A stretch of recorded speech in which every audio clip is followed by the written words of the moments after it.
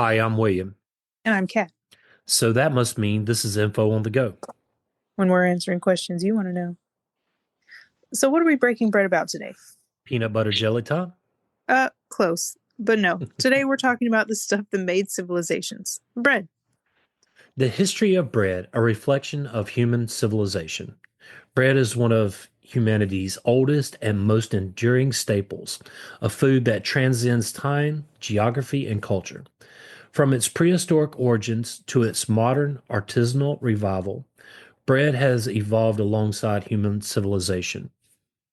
It's always reflecting technological advancements, cultural shifts, and societal structures. This podcast chronicles the journey of bread through the ages, exploring its transformation from a rudimentary sustenance. I love that word too. That's unfortunate.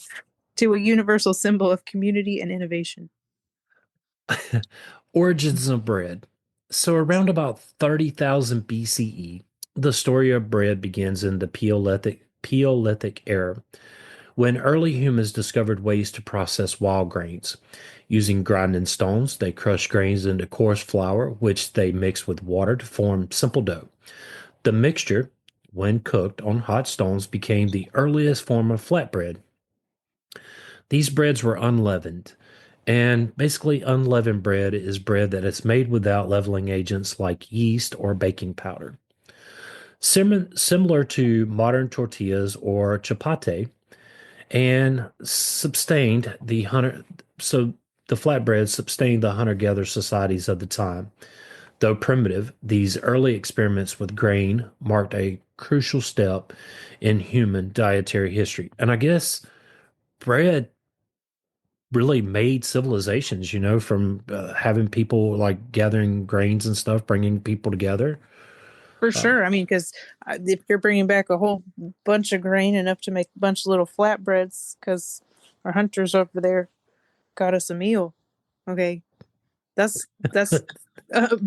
folks yeah. have to get together to start grinding all that stuff out because that also takes a while. And if you didn't have a good hunt, or if you didn't gather enough and you did have, bread, because bread would last a couple of days or whatever, you still Right. had food left. Exactly. Okay, so the Neolithic Revolution from around 10,000 BC, it introduced significant advancements in agriculture, marking a turning point in bread's history. In the Fertile Crescent, humans began domesticating wheat and barley, transitioning from nomadic lifestyles to permanent settlements. With the invention of basic ovens and the refinement of baking techniques, bread became a cornerstone of early human diets. It was during this period that leavening.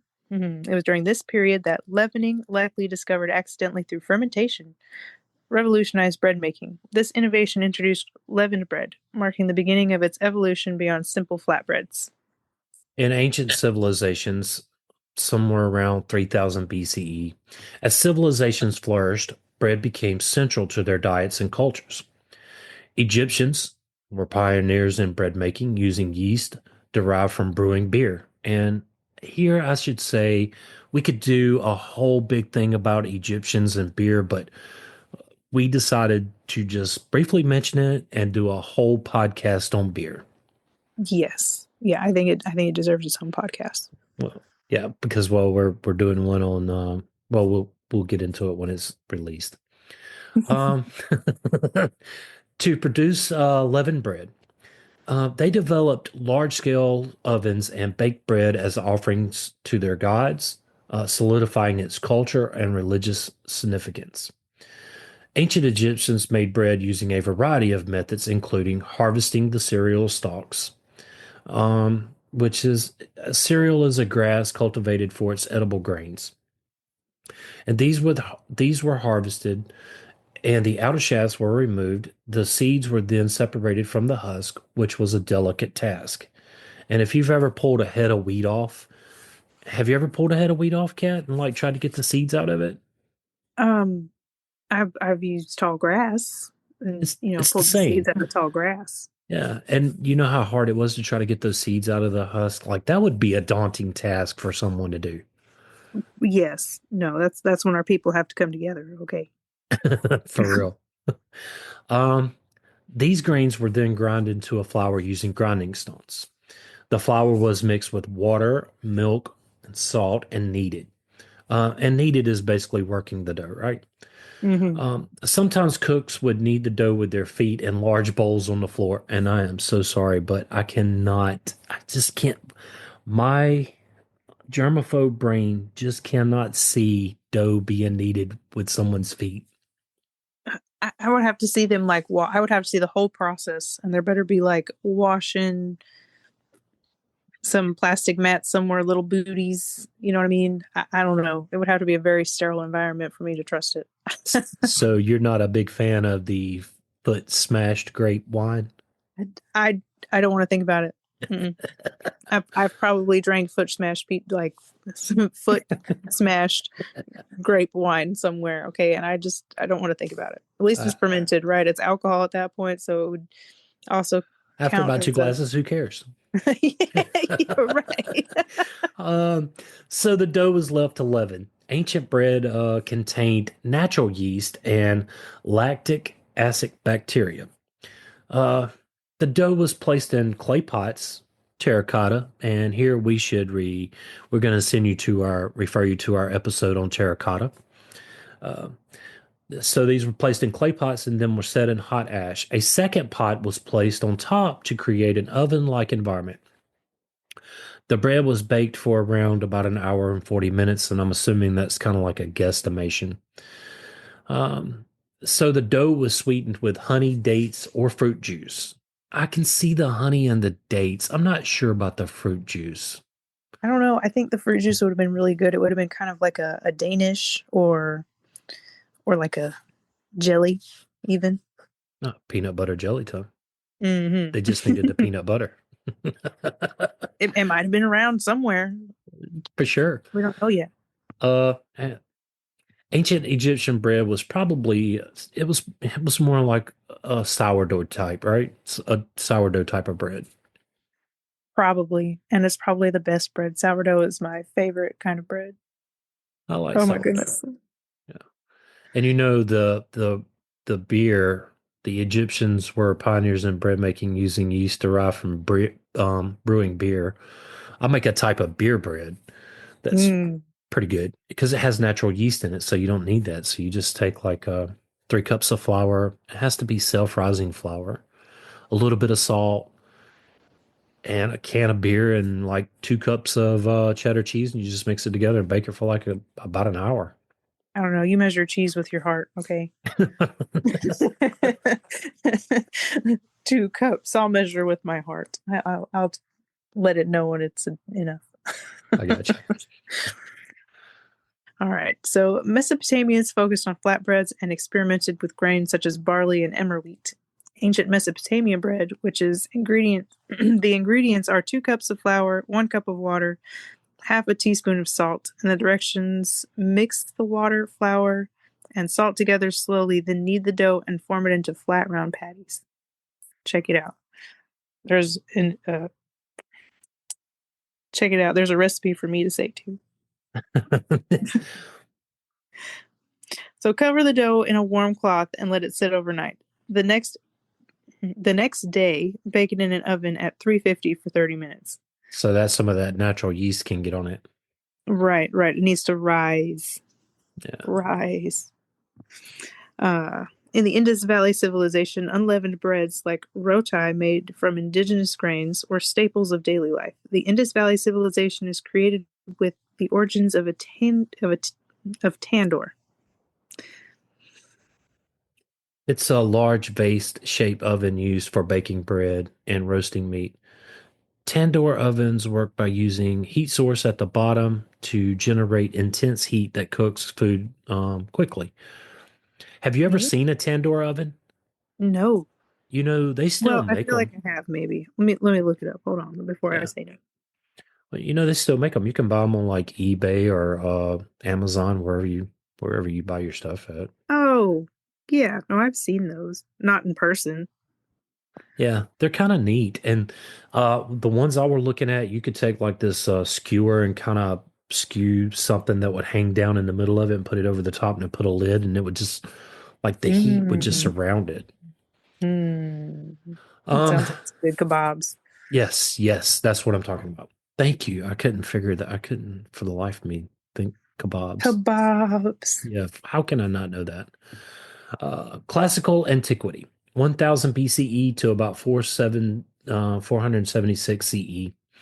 In the ancient Mediterranean, bread production became increasingly sophisticated. In Greece, bakers developed a variety of breads, flavoring them with honey, herbs, and nuts.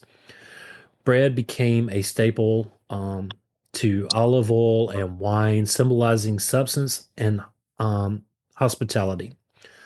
The Romans prefer the Romans perfected baking techniques, introducing public bakeries and elevating bread to a symbol of status. Coarse bread was reserved for the poor, while the wealthy enjoyed the fine breads. And Kat, here we should say that the Romans not only perfected baking techniques, but they probably had the first fast food that we could think of around about this time too. Oh yeah, I And, believe it. Little and market stalls and stuff. yeah, and when we do our episode on the on Roman on the Romans, we'll get into more about that. But that is definitely in one of our episodes. Yay. Can't wait. Right. In medieval bread, that was probably about the 5th to 15th century. During the medieval period, bread remained a dietary staple but varied widely in quality and availability. In rural areas, rye and barley breads were common due to their hardiness, resulting in dense, dark loaves. In cities, finer wheat breads were more accessible. Bread also reflected social hierarchies. Peasants consumed coarse, whole grain bread, while the nobility enjoyed lighter, refined varieties. There's a theme here. Yeah. Communal bakeries became hubs of village life, and trencher bread, stale loaves used as plates, demonstrated bread's multifunctional role in daily life. So the But stale bread. I mean, we have bread bowls. That would be kind of the same, right? True, true. And you know what? To be honest with you, it's biodegradable. Yeah, that's true. Don't um, have to wash it. yeah, just chunk it, and, Give it to the pigs, or the wolves that became domesticated dogs. right? Or chickens if you Thank want you. eggs. uh, Scramble before your bread. Mm-hmm. Yes, Uh, make some more bread.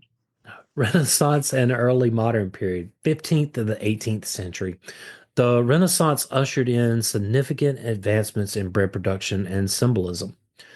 Water mills and windmills refined the milling process, producing fiber flours. White bread emerged as a status symbol, reflecting wealth and privilege. And that theme again. Mm-hmm.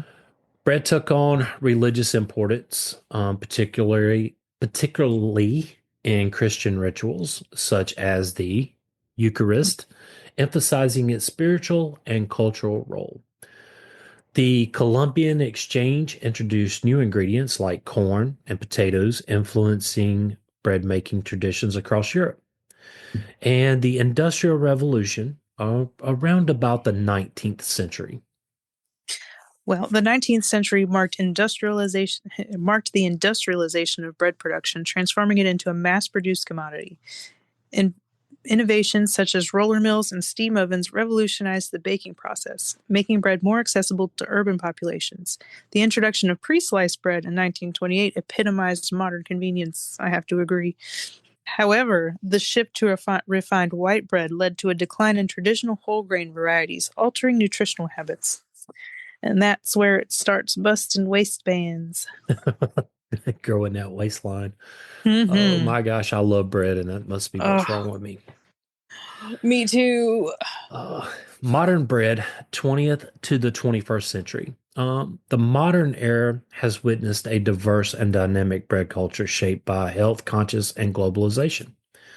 The resurgence of whole grain and gluten free breads reflect growing awareness of dietary needs. The artisanal revival has brought traditional sourdough and natural baking methods back into the spotlight, emphasizing quality over convenience. Mm.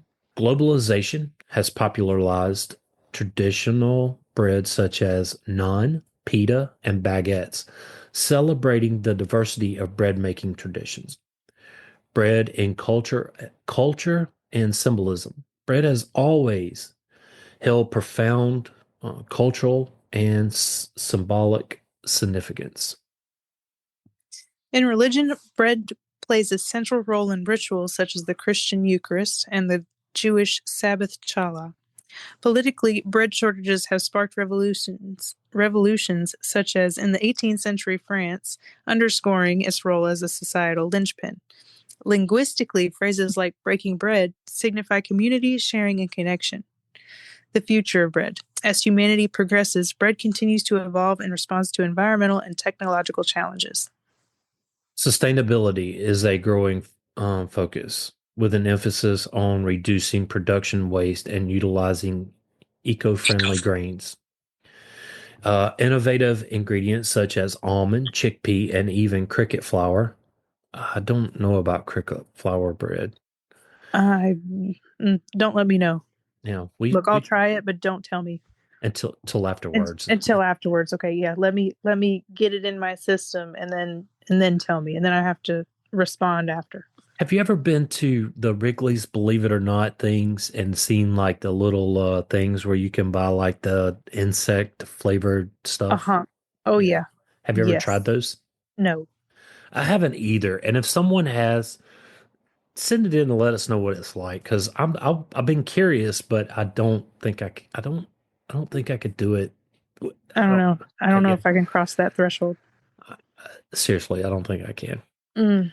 Uh, so advances in technology, including smart appliances and 3D printed bread, hint at a future where bread making blends tradition with innovation. 3D I'm printed bread? I'm gonna have to look up 3D printed bread. I have to see this. Do you want me to go on then, or you want to take on your part and then look it up? I'll look it up later. All right. Side notes here about bread. During World War I, wheat conservation in the U.S. government under the Food Administration, led by Herbert Hoover, implemented wheat conservation measures to support Allied troops and war efforts. Citizens were encouraged to reduce wheat consumption, and alternative flours like cornmeal or barley were used to make victory bread. While bread was not banned, there were restrictions and strong encouragement to bake or purchase bread using substitutes for wheat. Prohibition of bromide in bread in the 1990s. Potassium bromide, a chemical additive used to improve dough elasticity and produce fluffier bread, has been banned in several countries due to potential carcinogenic effects. While it has not been banned at the federal level in the United States, California requires warning labels on products containing bromide. As a result, many bread manufacturers stop using it. This isn't a ban on bread, but rather a regulation affecting bread production. I can see that. Yeah, for real. Sliced bread controversy in 1943. During World War II, the U.S. briefly banned the sale of pre-sliced bread in January 1943. How I rude! wonder how that went over. As a measure to conserve resources like wax paper. Oh, sorry, didn't finish my thought there. My bad. And they were also trying to. Let me just restart. Hold on. I messed you up. I'm so sorry. It's okay. It was okay until I realized that there wasn't a period there, and I was like, oh no, it's half a sentence. So, the sliced bread controversy in 1943. During World War II, the U.S. briefly banned the sale of pre-sliced bread in January 1943 as a measure to conserve resources like wax paper and steel used in slicing machinery. I mean, I can see where they might have needed some of those things, but But I draw the sliced line at bread, pre-sliced bread. Okay, it's hard to get them jokers even. well, not only that, you can buy what is it, bread slicers now. That's Just true. but not back then. Think about it. We're No, talking about 1943, so you're probably using a somebody could have steak made knife bank on a or cheap bread slicer. well, you couldn't because all the steel and everything was That's being used for true. the war effort. That's Yeah. true. So, our intro was bread sliced in the was sliced bread banned in the United States. It was. Hmm. This Anyway, moved. This move sparked public outcry, and the ban was rescinded just 2 months later. Mm. Yeah, 2 months. I believe it. The incident became an iconic moment in U.S. food history, often cited humorously as the phrase, the greatest thing since sliced bread. Now you know. I've always wondered where that phrase came from, but now you know, you know. Right. We know. So now if somebody ever says to you, "Hey man, that's the greatest thing since sliced bread," you can say, "Do you know where that phrase comes from?" Right. And you can tell them. Health and nutrition debates. In recent decades, some white bread varieties made from refined flour have faced criticism due to their lack of nutrients compared to whole grain options. While not banned, there has been a cultural shift toward healthier bread options, leading to a decline in the popularity of overly processed breads. And I am a fan for something not being overly processed. Same. Same at this point. The Yeah. history of bread is a testament to humanity's adaptability and ingenuity. From the rudimentary flatbreads of prehistoric times to the artisanal and technological marvels of today. Mm, so many good breads. Yes. Bread has remained a vital and enduring symbol of sustenance, culture, and innovation. Its journey is not just a reflection of our past, but a reminder of how integral it is to our shared human experience. And that's all I've got on bread. Want to add anything? Peanut butter jelly. Actually, I prefer peanut butter and honey. And you was talking about so many breads. When you go into a grocery store and the deli bakery is making the bread, Oh my like it God. smells up the whole place. It smells so I good. know you just want to buy it all. All of it. Every single last bit. Uh, that's all I have too. You have anything you want to add? Mm, no, Uh, I'm just thinking about bread now. follow us wherever you get your podcast, like us, and leave us a review. And I know Kat will love to read it. Well, I'll do my best. Let us know if there's something you want us to cover or ask a question on our fan page or Facebook info on the go. Thanks for listening. Text us using the link in the show notes. Till next time. Stay curious.